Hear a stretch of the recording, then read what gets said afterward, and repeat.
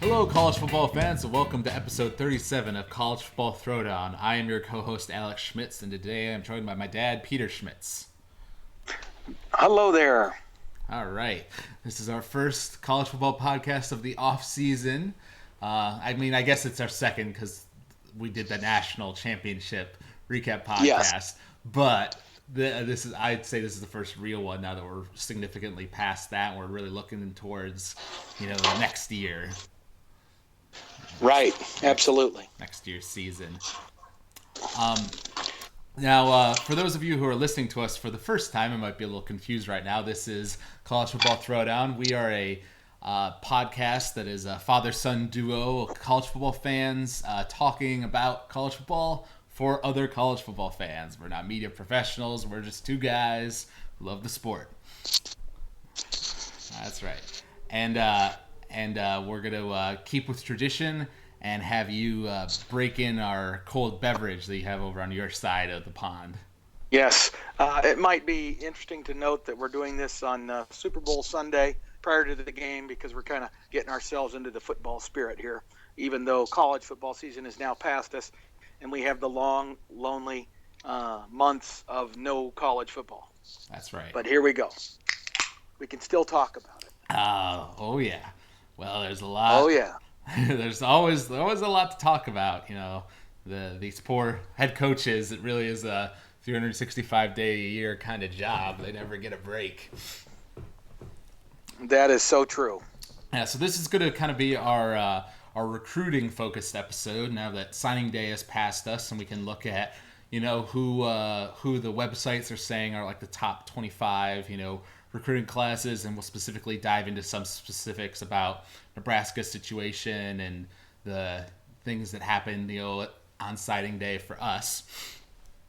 But before we get into the Nebraska stuff, we'll talk national. And I'm currently looking at the 247sports.com composite rankings. Would you say that this is one of the more reputable lists of these things? I know that they're up there with rivals in terms of their. I would say, Alex, that it is, and I particularly like that composite because that composite actually is made up of a number of the more recognized recruiting services, rivals, 247's own data, and then I think it's also ESPN 300 and maybe one other grouping that they use. To put together that compilation. I don't know if it's Scout or whatever, but it's a nice compilation. Mm-hmm. For sure. So, rounding out, let's go with the top 5 here, I suppose. We have Alabama at number 1, Florida State 2, LSU 3, Ohio State 4, and Michigan 5. So interesting from the Nebraska perspective to see our two of the biggest powerhouses in the Big Ten cracking into that top 5. That's definitely a good sign for the future of those programs. It really is. And it's also interesting to see the take from the Big Ten Network and stuff with regard to that. It's a little bit of a mixed bag. I think the Big Ten was gearing up for a broadcast on signing day that was going to focus on the fact that Michigan and Ohio State found themselves basically ahead of a lot of the traditional SEC powers, and that there was maybe even a little bit of a feather in the cap to the Big Ten to say, hey, we not only have we arrived, but we've even surpassed them, at least for this year. But then Alabama and some other SEC schools came in with just some amazing windfall on that final day, when all the final top athletes made their decisions, and many of them gravitated to the SEC, and so it swung dramatically in the SEC's direction, and that's why you see the top 10 the way it is, with a lot of SEC representation. Yeah. One thing I'm surprised by, just looking at this list, Michigan signed 29 kids, which is a lot more than most of the other schools on this list. Right, and the reason they were able to do that is because they had both a combination of some departures, which isn't uncommon when you get a new coach, combined with the fact that they didn't they didn't sign all their scholarship opportunities last year.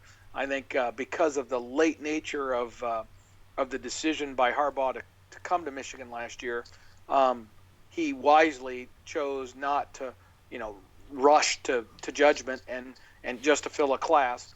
He signed a relatively small class last year, knowing that that would then give him some scholarships that he could do and focus on kids specifically that could sign at semester and therefore be eligible to be assigned backwards to the previous class, Mm-hmm. if you understand what I mean. Basically, you have 25 scholarships that you can give on any given year as a maximum, not to exceed 85.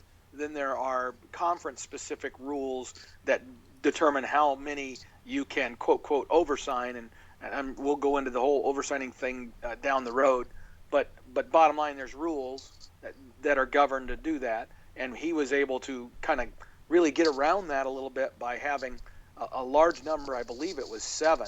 It might have even been 8 players that were signed at semester, meaning they are already all on campus because they graduated and/or were junior college kids, and so they were able to come in immediately and start playing. And they'll be available for him for spring practice for the Michigan team. So anyway, that's what allowed him to kind of, basically kill two birds with one stone and end up with a 28 person class. Mm-hmm. Yeah, and then the rest of the top 10 is Ole Miss at 6, Georgia at 7, USC 8, Auburn 9, and Clemson 10. I'm curious to see. I guess maybe won't be. Well, we'll see. I'd be curious to see if Clemson's recruiting class is able to get like maybe a spike up like next year, as if they, especially if they, dominate the ACC like they did this year. Well, in the recent past, Clemson has done well. Dabo and his staff are very good recruiters, so they're not new to the top 10, top 15, presence. But I expect they absolutely will get a bump, and it will continue into next year for them. For sure, for sure. Was there any other national news that's happened over the past couple weeks you wanted to talk about? Well, it's just obviously there's always a lot of discussion about projections of what this recruiting class and how teams fared in it is going to project to the future. I think a couple of highlights external to the Big Ten would be Texas had a whirlwind last day in which they got some great kids to commit to their school, as well as I think they got a couple of guys to flip from previous commitments to theirs, and they ended up with a really premier class that was unexpected by some of the analysts going into signing day. So Texas had really finished strong. USC really finished strong. So some of those traditional powers that maybe had been on a little bit of a rough skid or a difficult year were able to finish strong and put themselves right back in the thick of it in terms of just the acquisition of talent. It was also interesting to note that there are some key schools that just a short few years ago would not have been viewed as people likely to be in this let's say top 15 group, and that would be Ole Miss, who now has become a regular in the top 10 since Hugh Freeze became their coach. But there are some downsides to that. They just got put on notice by the NCAA that punishment's coming. I don't know how severe it'll be, but they're starting. Their methodologies are certainly under suspicion at this point.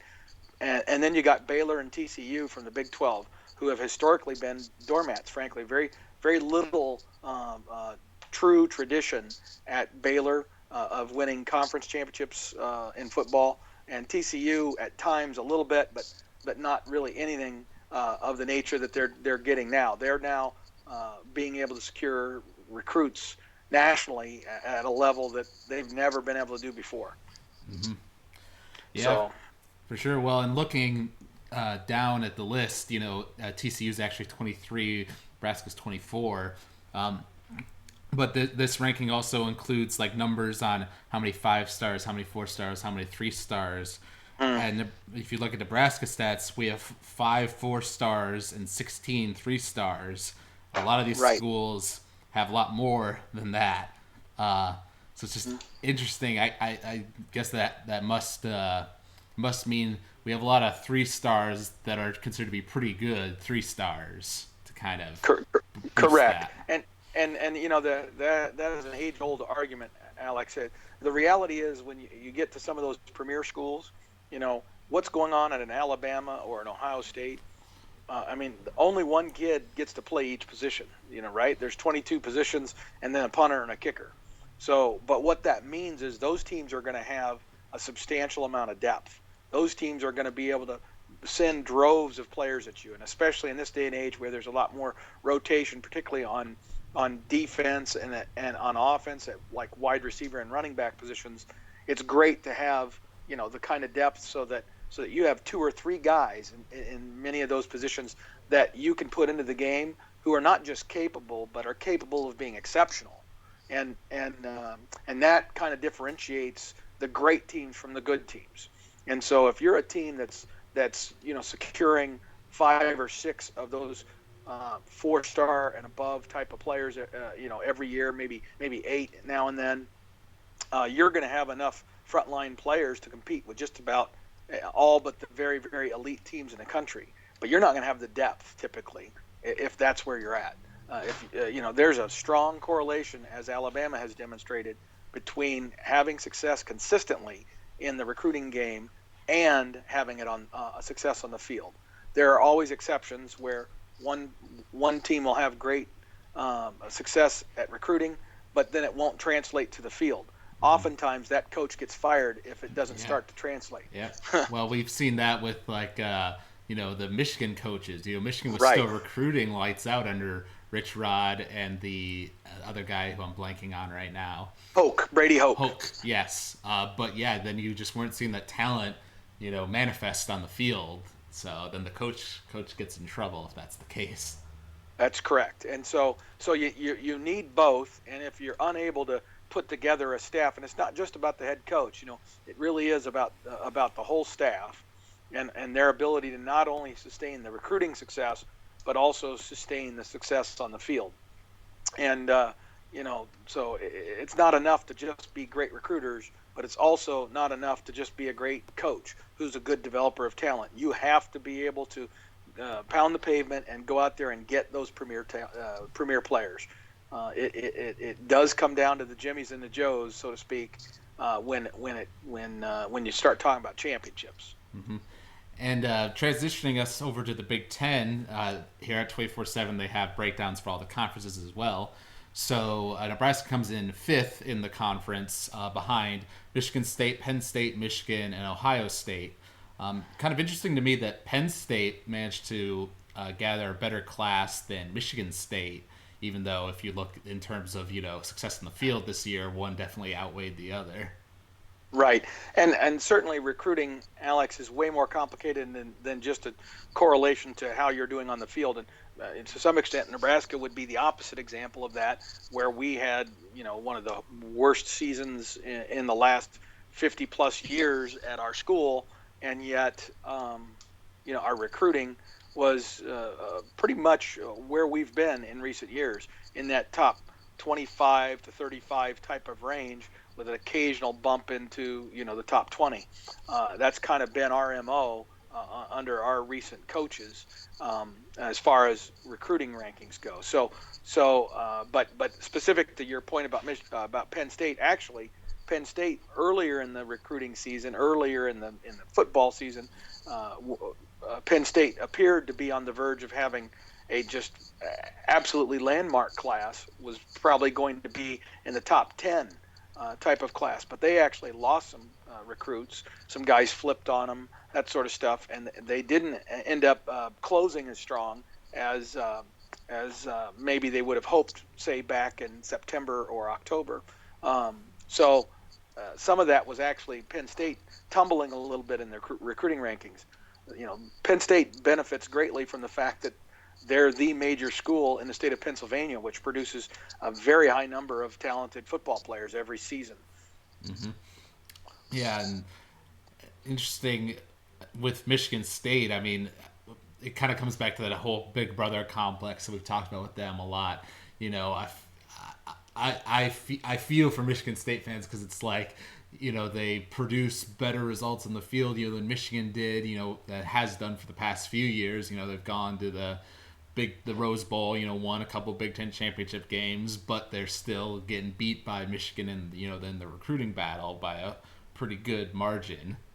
Yeah, and I'm sure that's always a concern, but I think they're confident enough in their coach and their coaching staff and his demonstrated ability to basically beat Michigan's supposedly better talent with consistency. Now with Harbaugh, obviously you got to kind of re-earn those stripes because Harbaugh comes in with a pedigree that's quite impressive. But the reality is that you know. Michigan State has learned that they do it their way, and sometimes that doesn't mean getting, all the things. There's maybe one thing I would point out. There's a couple of things actually about Michigan's recruiting class that are actually maybe little signs of concern with all the success that group represents, and it looks like a phenomenal group that should put Harbaugh and the Michigan team in a position to win championships in the very near future, just loaded with talent. The reality is it also comes with expectations, and that class only includes a couple of players from the state of Michigan. Most of their talent, a lot of it, way more of it than from Michigan, came from places like New Jersey and California or Florida, these kinds of places. Georgia, I think, was one of their players. So they went very national with their recruiting, more so than typical, I would say, of Michigan. They've always been able to tap into the state for 5 or 6 or 7 players. It would seem to me, if my memory serves me right, about Michigan's recruiting classes. Now, Michigan State here has, in recent years, locked up the state of Michigan pretty good. So that might be a factor of it. Also, I remember in one of our earlier podcasts, we were talking about those the training camps, that were going on where teams were going to these like high school, camps for multiple high schools, right. And we called them satellite camps. The satellite camps, yes. And I remember Harbaugh was hitting the pavement pretty hard on those as well. So I think you definitely got that he was pursuing a more national view. Absolutely, and I think that will continue. I don't want to suggest that that's a bad thing necessarily. Other than that, I think there's a value to a chemistry that keeps a certain percentage of your players from your home state. So that passion, that commitment to university that comes from literally the time you're born, it needs to be present on your team in droves. And so you need to have guys that are either legacies where their dads played for your team, or they're from the state, born and raised, always dreamed of playing for the state U kind of thing, right? Right. And if they don't have that, then sometimes the chemistry can be a little more fragile. Mm-hmm.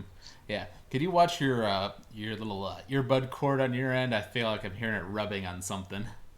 Sorry. I'm scolding him.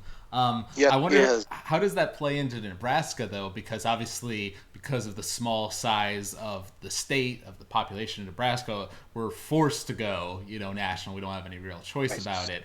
So that means that we don't have that kind of consistent core of, I mean, obviously there's still plenty of players on Nebraska that are from Nebraska, but not as many as, many other of those in-state schools. Right. That's a great question. And I would say that there are 2 ways to answer it. The first one is that, in recent years, Nebraska's talent in the state of Nebraska has been down.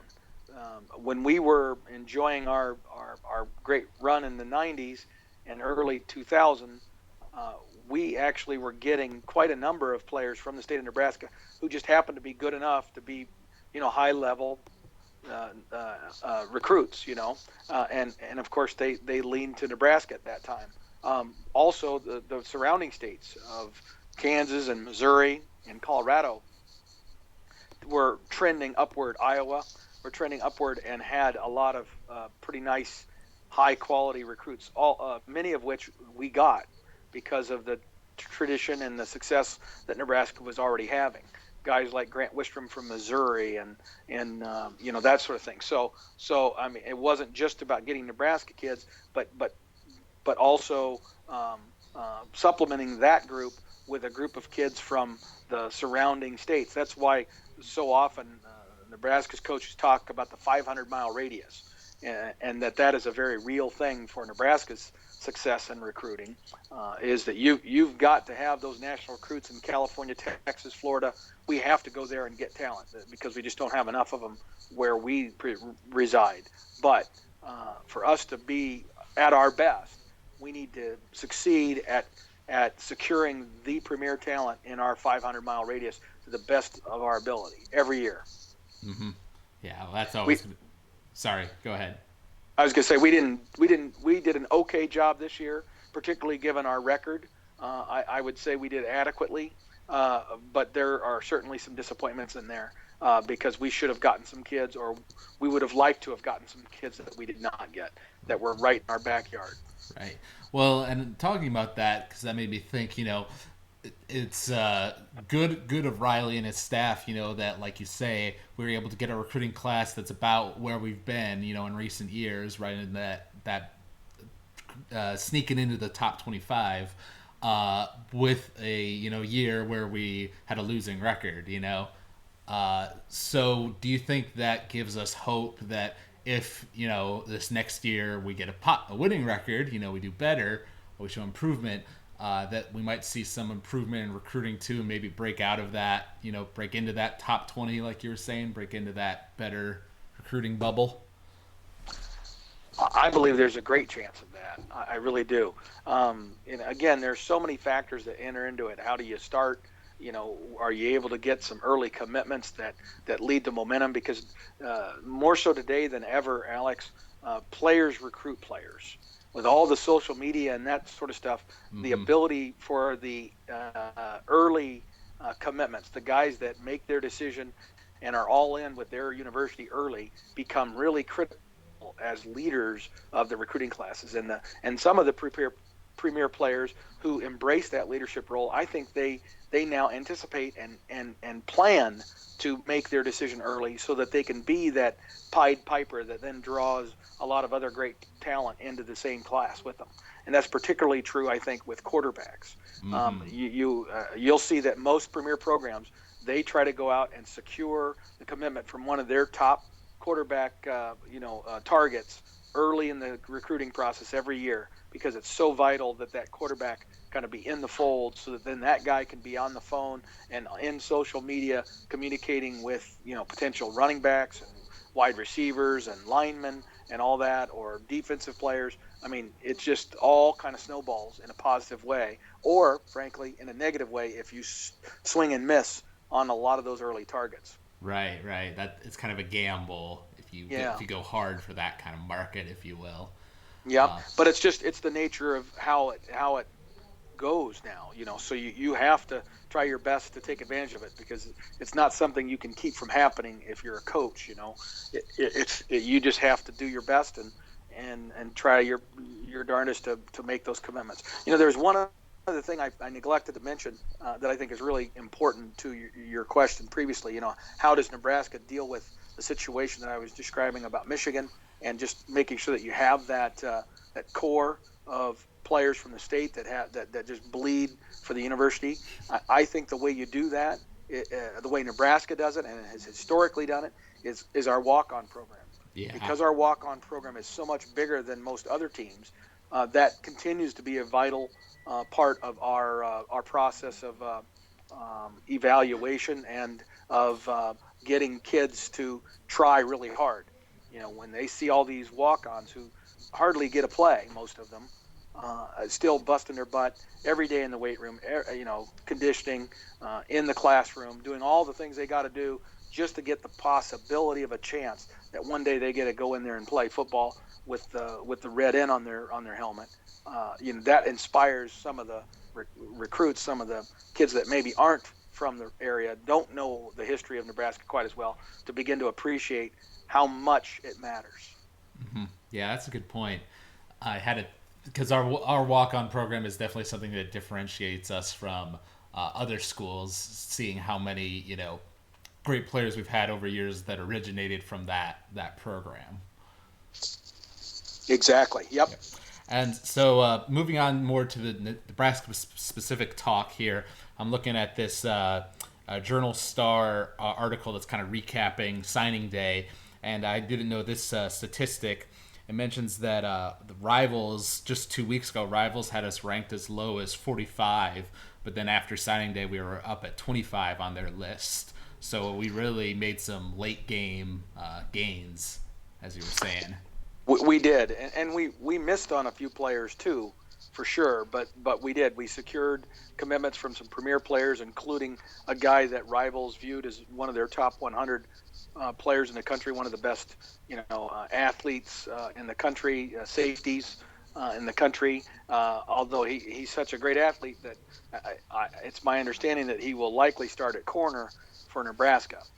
Because he wants to try that, and I think Nebraska sees him and values tall, big, long corners, and so that's kind of our target body style for a cornerback, and he fits the bill. But he's quite big and powerful for that position. So if he can do it, he has the chance to be an NFL type of corner because he's got the body for it.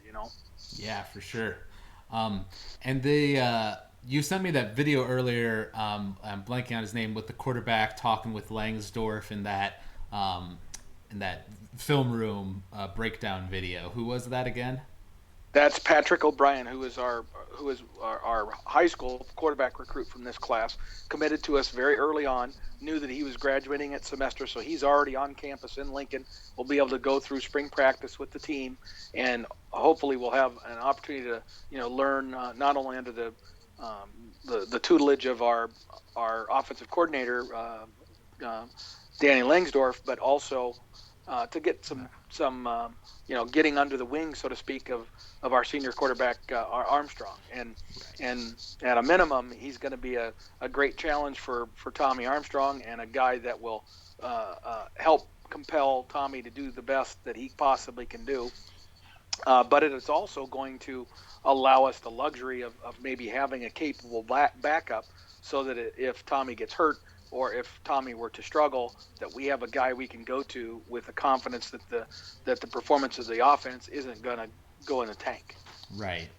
Yeah, I thought that was I'm glad you sent me that video. It was good to see them really just breaking down those plays in detail and just kind of giving you an idea of how much is running through those quarterbacks' head, as they're in the moment in the pocket. They have to be reading all these, formations and going through their progressions. There's so much, such a mental capacity for it.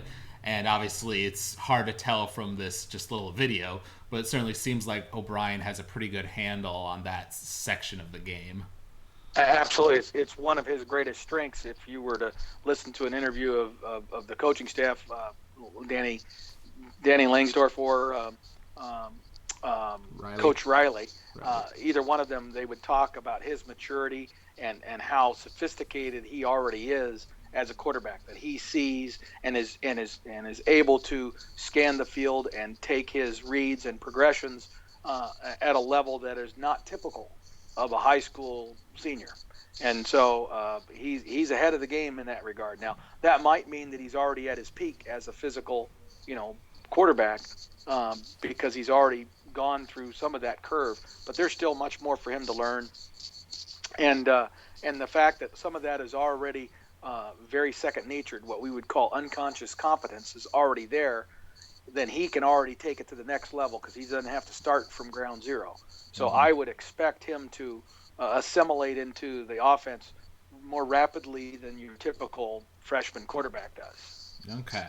So what would you say? Obviously, O'Brien is certainly one of them, and I would say probably that it sounds like this Lamar Jackson guy is someone who Rivals was very high on. What are some of the other highlights of this recruiting class, would you say?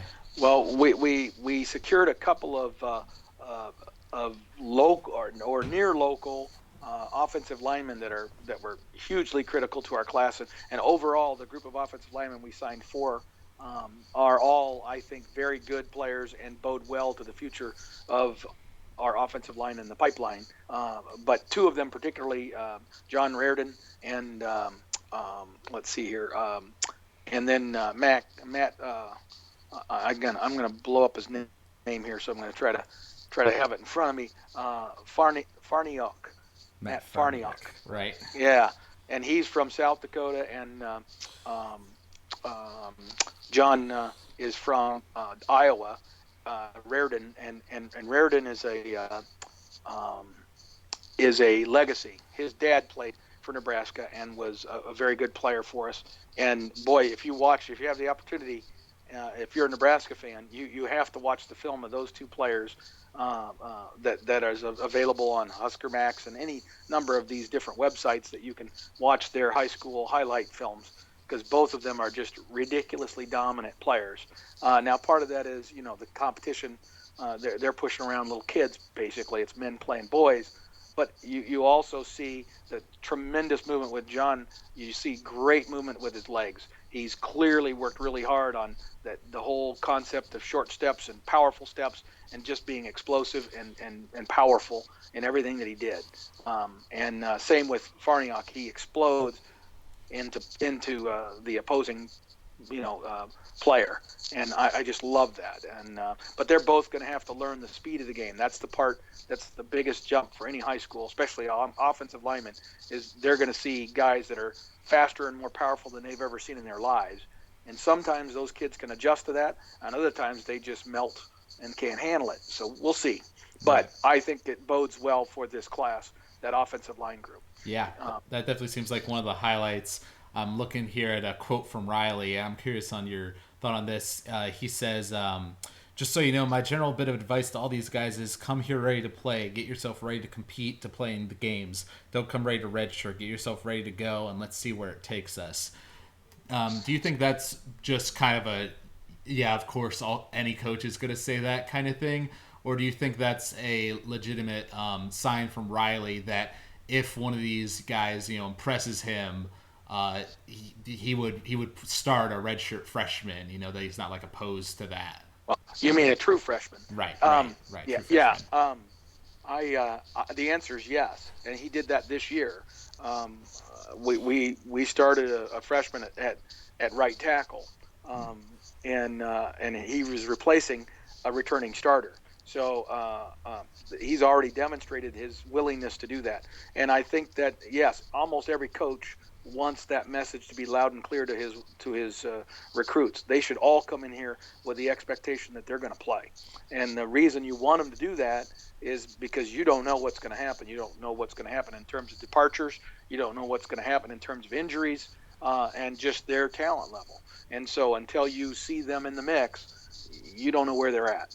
You can watch all the beautiful highlight films that show all their greatness, but until they're up against a fifth-year senior defensive tackle, who's just eating their lunch, and in the course of one practice, do they figure it out and start understanding the speed and the quickness and start adjusting, or do they kind of just throw their hands up and say, I can't block this guy? And you don't know which one it's going to go to, which way that's going to go. So that's what he means, is he needs those guys to all come in absolutely expecting and being in the physical condition to compete for playing time, no matter what.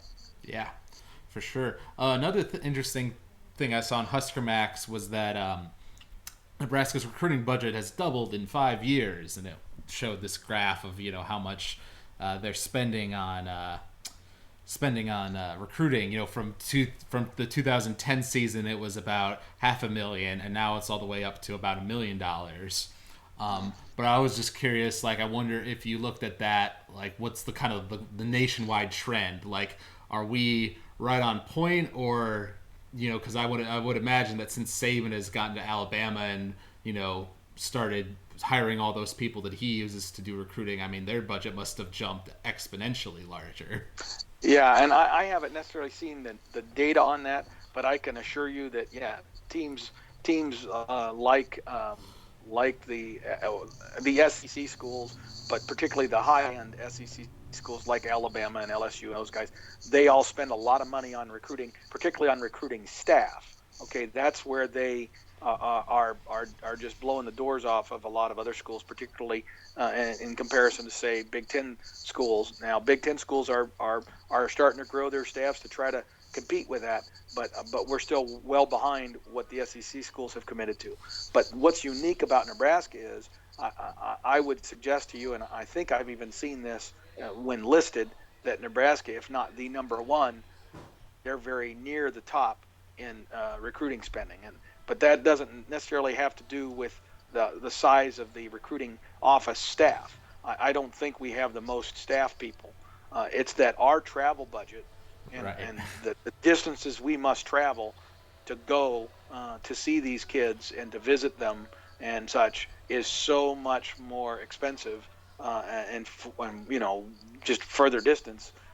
So our guys absolutely have to spend more money and spend more time than any other staff probably in the nation. Right. Yeah. Well, that certainly amongst like premier powers, historical college Right. football powers, I would say Nebraska's definitely up there in terms of travel, because obviously plenty of other schools have tiny state populations, but a lot of them aren't, nat teams that have won national championships in the past. Right. Well, and or they're near population centers that are huge sources of athletes that they can tap into. They're pretty close. If you're out on the West Coast and you're close enough to Los Angeles and San Francisco and San Diego and some of the other big cities in the state of California, well, you're in golden shape then to be able to go in there and tap into those abundance of players. Right. All right. Well, I've been asking you all these questions, got into conversation. What's a topic you want to bring up about this recruiting class? Well, Alex, one thing I was going to mention was, just looking at it from a Nebraska perspective, y- you know, for us to aspire to winning championships regularly, Big Ten championships, I'm talking. I'm not talking national championships. I think national championships happen, in time if all the other things line up. And so our focus as a fan base, and certainly I believe this of our coaching staff, our focus is on uh, putting ourselves in a position to win Big Ten championships and go to major bowl games. That's the step we want to take. And so, with that in mind, what Michigan and Ohio State are doing is not something we've ever historically done. Even when we were winning national championships, we weren't recruiting at the level that those guys recruit at. We were doing a far better job, and kind of had somewhat of a lead in other areas in terms of development and other areas of the process of making a player better. Our weight facilities and our food and nutrition capabilities were superior to most other schools, even the premier powers at that time. Now, well, all of those schools have every bit as good a facilities and nutrition programs and strength training programs as us, and many of them have better because we've lost our way a little bit through all these transitions of coaches. Because every time you change coach, you generally change those staff members as well, and so we haven't had the continuity, and it shows in our performance on the field, frankly. So for Nebraska, there's kind of I see a couple steps that we have to take. The first one is what we did here.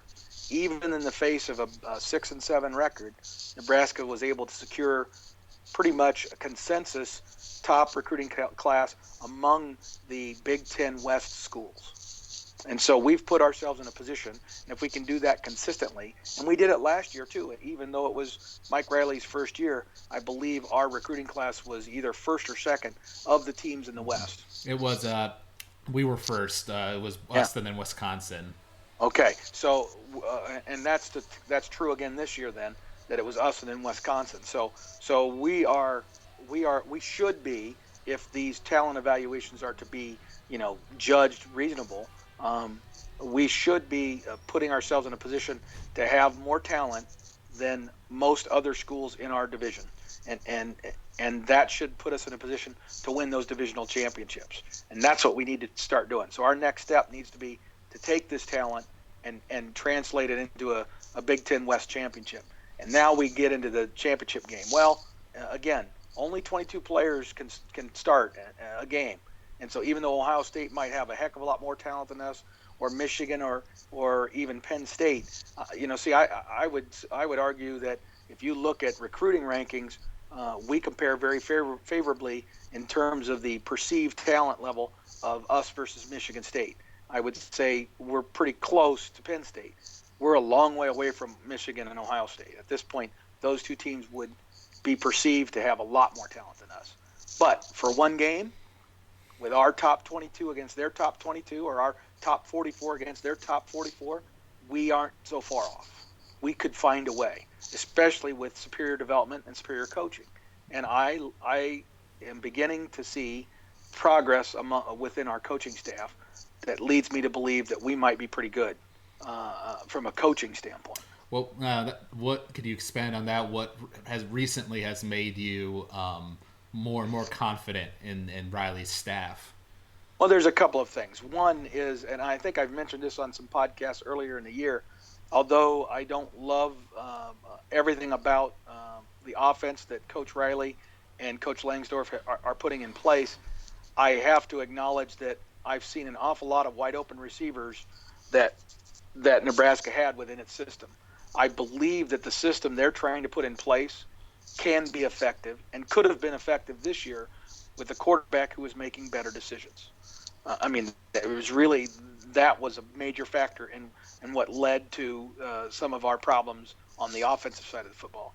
Defensively, I saw a fairly consistent progress of improvement from our defense from early in the year to late in the year. We played our best games generally later in the year on defense. And I look to the last 4 or 5 games, basically after the Purdue game, when we had that week off and prepared for Michigan State, we made some changes along the offensive line. We made a few tweaks defensively in terms of personnel and what we were trying to do. We made a stronger commitment to the running game, and our team looked a lot better. So I think the staff learned a few things. They learned a little bit about what it's going to take to be successful in Big Ten football, and I think they probably learned a little bit about their team and what maybe we were a little more capable of running the football and being a power-based team than they thought we were. And so you look at all of those things in combination, and I feel better about where I think the program's going. And then to listen to Coach Riley, and during this signing day, almost all the media folks talked about it. Riley sounded a lot more focused, inspired, just motivated than he did last year. Last year's recruiting class conversations were kind of an aw shucks, we're happy to be here. This year it was about, this is what we need to do. Here's what we learned about last season. Here's what we learned about recruiting last season. These are some of the mistakes we don't want to make again. Re-emphasis of the importance of the 500-mile radius around Nebraska, and that we have to recruit nationally and do well in California. We want to do better in Texas. We didn't sign anybody from Texas this year, which is not a good thing. I think we need to have a presence in Texas, and there needs to be a presence of Texas players on our team all the time because it's just too much of a source of great players. But on the positive side, I think we've put together a compilation of talent and now guys that are going to be returning starters that we can put a top 44 on the field that could compete for a Big Ten West championship next season, and hopefully then put us in a position to have our one shot against whoever it is from the East, whether it's Michigan State or Michigan or Ohio State or even Penn State, although I think that's less likely. Right. Well, going on with what you were saying earlier about, focusing on the Big Ten championship game, it's in my mind, it's pretty simple. First thing is you focused on winning the division, making it to the Big Ten championship game. So you're really focused on that Big Ten record, how are you doing against the teams you're playing? And then if you get to that game, then you just game plan and you hope like hell that you can beat, whoever it is you're playing from the East. Look at us this year, even as bad as we were at parts of the season, we managed to beat the Big Ten champion, Michigan State, in a game. So it's obviously possible. Oh, absolutely. And then if you can do that, then you're probably in the top 5 or 6 teams in the nation, depending on if there's a Notre Dame, who's a non-conference person in contention for like those top 4 spots, and I think the committee has shown that if you can power through and win your conference, you've got a pretty good shot of making it into one of those four spots. So then like you say, the national championship conversation kind of just unfolds after that. Right. So yeah, it's exactly right. And so that kind of finishes my point about what, from a directional standpoint. A couple of things I wanted to mention just real briefly, because I think this might be insightful for Nebraska fans who are listening to the podcast today. And that would be that as I look at this particular recruiting class, there's two things that strike me that harken back to the old days. And I'm a guy who began following recruiting in the 70s. So in the 1970s. So I've been watching this for a while, and I can tell you that, back then, I remember anticipating and looking forward to the newspaper coming on Sunday after the season was over, and to see the eventual Parade All-American list. And Parade magazine is a longtime magazine that's an insert in newspapers across the country, and was one of the early, groups that put together a compilation. Now, the truth is that one of the things that's unique about Parade, even today, is that they generally focus on what these kids did in high school. Most of the recruiting services, like the Rivals and the Scout and the ESPN 300s and all those, they all focus on projections of what these kids are going to do in college and frankly, the NFL. So they're looking at how tall are they, how long are their arms, are their shoulders wide enough? All these kinds of very specific physical attributes that correlate to great success at the next levels. And I think that's all appropriate and certainly is proven out to be accurate in general. But there is something else there that the Parade magazine list tends to capture, and that is the guy's just a good football player. And as I look at our list of recruits, you find that we have a couple of Parade All-Americans, guys who are three-star players. One in particular is Deron Grimm. Okay, I think that's how you pronounce his first name. It's either Darren or Daron Grimm. He's out of California, and he's a wide receiver, just 5'11" and 190 pounds, so not a huge player. Very much like Westerkamp, at Nebraska. Now, all this kid did was catch 96 passes for 1,928 yards and 34 touchdowns in 10 games this year in a California high school, breaking the state record for high school receptions in one season. The guy was a finalist for Parade All-American of the Year. He was one of four finalists. He didn't win it, but he was one of the four finalists. Right. Well, it seems like to me that's as a result of the recruiting getting earlier and earlier, as people try to get kids while they're young, get them as soon as you can, kind of thing. Right. It seems like they get recruited so heavily in like their junior year that their senior year, sometimes a player might not look so great their junior year, but they come out senior year and they come out doing great, or maybe a player that you thought looked great kind of let himself go a little and had a little bit of a more poor senior season, and so I just think that it's interesting to see sometimes like those players that you've gotten like the verbal commitments from, before their senior year even starts, to see how that plays out, because sometimes it could turn out, oh, well, we recruited this guy when he was a 3-star, and after his senior year, now he looks like a 4-star, kind of level of player. Well, and one of the reasons, again, he only had 35 catches for 600 and some yards as a junior, missed a few games because of injury, so there's probably some questions about, does he have the toughness, does he have durability, is his body able to take the pounding that he's going to have to take at the collegiate level? There's all kinds of reasons. So even though he had that spectacular senior season, he didn't move up to 4-star, because he just does not have those measurables, and there's enough question marks about what he's going to do. And yet you can look at his production on the field and you begin to say, wow, this guy could be special. He could be one of those under the radar guys. And so I always like to look at that Parade list, because I feel like that represents more of the just natural perceived high school ability of those players. And a couple of our offensive linemen that I mentioned earlier, Reardon and Farniok, also got recognition in this. So it's a big deal. And the other way I break down this thing is, again, back in the day, You didn't have all this national information. So what you did typically have is each state identified who their best players were, and it wasn't that hard to do some research and find out, the players of the year and the best players, the top 10 players, top 100 players, and bigger states in these individual states. And so where they ranked in those state lists were very critical in someone who followed recruiting. And I can tell you that we have four or five, four for sure, that basically were the number one ranked player in their state, individual states. And when you're getting kids like that, that's a good sign. That's a very good sign. That's the formula that Tom Osborne used in the 70s and 80s. And that excites me. Mm. Yeah, no, that is definitely good news. I mean, that's something we talked about a lot during the Bo's era too. Was that he seemed like he was good at evaluating talent, and seeing something in a 3-star, that maybe Rivals wasn't. And after teams saw that Bo was interested in him, then they started sending them letters and things like that too. Right. So that's something that a lot of Nebraska coaches have shown to be good at, is like identifying that kind of under the radar talent, if you will.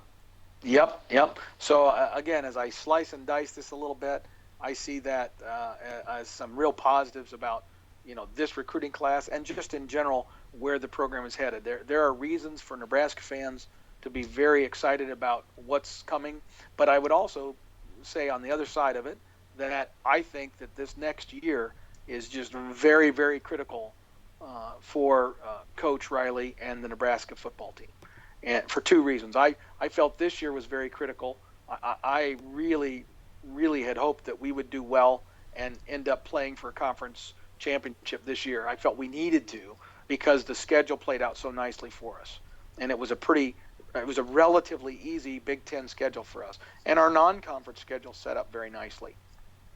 We had some challenges, but they were manageable challenges, uh, and we weren't able to take advantage of it early with the BYU Hail Mary pass loss, and then we went down to Miami and got beat there, and all of a sudden you're looking at 2-2 in the non-con. But even then, I still felt like, well, if we could turn it around, our Big Ten slate is really very attractive. We got a lot of teams that are the most talented teams we're going to play. We're playing at home. Life's good. We can still do well here, but we didn't. We laid an egg. We didn't do those things until late in the season that we needed to do. And even then, in our very final game, where we could have been basically 4-0 in our last 4 games. I mean, imagine what happens if we beat Iowa in that game. A team that we doubled in yardage and doubled in, or not doubled in yardage, but doubled in first downs and out yarded by a couple hundred yards or something. I mean, we physically dominated that game in so many of the measurables. But when you have 4 turnovers, you lose. It's just that simple. And so it was our own lack of discipline and not being able to take advantage of the opportunities that were presented to us that kept us from really leveraging that momentum. But I see enough there that I can look to next year and say, okay, now this year is absolutely critical. We have to win the Big Ten West this coming season in 2016. Yeah. Have to. Well, I was kind of thinking about that when you were mentioning that talk that the news had about Riley's kind of demeanor, in the recruiting conference. Because I mean, obviously last year, he didn't have much time to recruit, being a new coach and all that, and he was just, coming from his Oregon State job, so this is his like kind of shot at the big time, as it were, a major college football perennial power and all that, and so maybe he was like you said, he was happy to be there. I remember us talking back when he first arrived about how amazed he was at like the facilities and the all the things he had available to him at Nebraska that he had never experienced at Oregon State. Whereas now I feel like he's gotten more used to that. He understands what kind of players he needs to recruit now. Having seen how this season played out, and probably a combination of the fact that he knows that he's in a bit of hot water and that he needs to pick it up here in the next season. So I think that might have made Riley a little bit more serious, perhaps. Right. Well, and I absolutely agree. And he's made a decision here just in the last week to not renew the contract with our defensive line coach, who was a guy who had been under fire from fans and even media members throughout the season because number one, we failed miserably in many respects at securing any kind of interest from the premier defensive tackle players and from a recruiting standpoint. We just did not do that well, and that was his area of responsibility, and it just didn't happen. And then secondarily, we had a pretty decent year at defensive tackle because he inherited some NFL caliber players. In fact, both of them as juniors left to go to the NFL. And so that tells you he had some real material to work with. But then we didn't secure any additional support for our defensive end position, which was a critical need. So we're now going to go into next season, frankly, with one gaping hole, and that is we're going to have some guys emerge at defensive end that we don't know what their talent level is right now. We don't have really any surefire players there. The best defensive end we got is probably going to move to defensive tackle because we're going to need him there. And he was so big and powerful that he may be a better natural fit at defensive tackle. But that just leaves the whole door open at defensive end. And so you just can't do that. And the fact that he was able to, a guy who is historically, Riley has been a guy who's shown great loyalty to his staff. He was willing to make that quick decision after just one season, tells you he's committed to excellence. Well, that's good. That's another thing we've talked about, is that the days of, once again, the days of Tom Osborne, where you have coaches who stick with you, for a decade or more, you don't see that nearly as often nowadays, just both with, the increased pressure to succeed, both from the head coach and their support staff, as well as just the, assistants wanting to move up in the world, and so jumping on the opportunities when they come a-calling. Right, absolutely. So that opens the door maybe for some additional conversations for us down the road. I think we can have some conversation on topics such as the recruiting misses maybe next time, and a little bit about the recruiting process and how some of those things really there's some unhealthy trends that are going on that I would like to see changed, and I'd like to articulate maybe how we could accomplish that. So there's certainly lots to fix, both for Nebraska specifically and as well as the NCAA in general and the Big Ten specifically. I've got some real strong opinions there. So those are all some things we can spend our off season contemplating. Yep, there's always stuff to talk about. That's the right, and hopefully somebody out there in internet land is going to find it entertaining. That's right, and insightful. All right. Well, if you did find it entertaining and insightful, you can email us at huskerpete13@gmail.com. You can find us online. We're at footballthrowdown.podomatic.com. You can also find us on iTunes under College Football Throwdown. You can leave us comments on the Podomatic website, or you can leave us ratings and reviews in iTunes. We always like in feedback from our fans. So thank you out there for listening, and thank you, Dad, for joining me. Hopefully we'll be back in 2 weeks or so to do some more off-season discussion. I think we'll hit some of those recruiting topics that you were just talking about. So, till next time, go Big Red. Go Big Red.